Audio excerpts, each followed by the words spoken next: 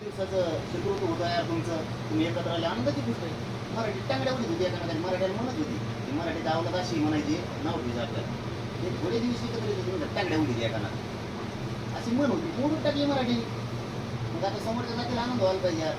तर जाऊ दे, आपला मोठा भाऊ आहे, आपलं लहान जरी असलं तरी एक झाले, ते चांगलं चाललंय त्यांचं. आता काय दुःख होती करे,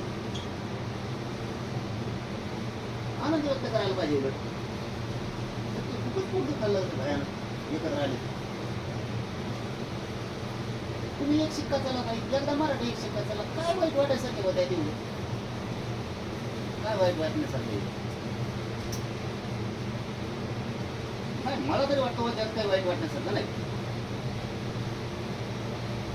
तुम्ही एक गट्टा मतदान करता, एक जीवन एकच माणसाला करता.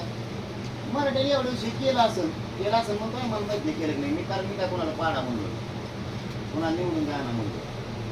मराठ्यांनी एक गठ्ठा केला असेल, काय दुखायसारखं त्या नाही दुखण्यासारखं, असं माझं म्हणणं आहे. असं तुमचं असं म्हणणं आहे का की दोघं जण भाऊ आहेत, 25 वर्ष एकत्र नव्हते, बांधाचे शेजारी असून एकमेकाला तांब्या भरून पाणी बी देत नव्हते, एवढं कट्टर शत्रुत्व होतं.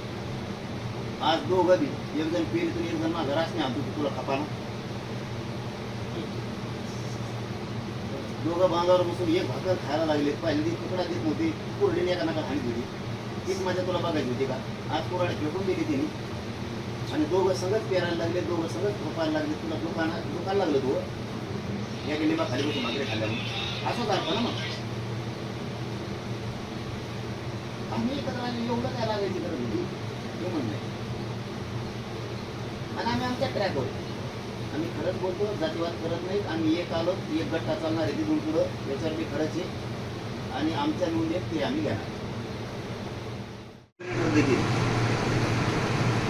म्हणून नोंद एकटा पडलो. त्याचा जाहीर केली, आपण इथं जाहीर केलेली दुसऱ्या दिवशी कॅबिनेट तिथे गेल्यावर रद्द केली.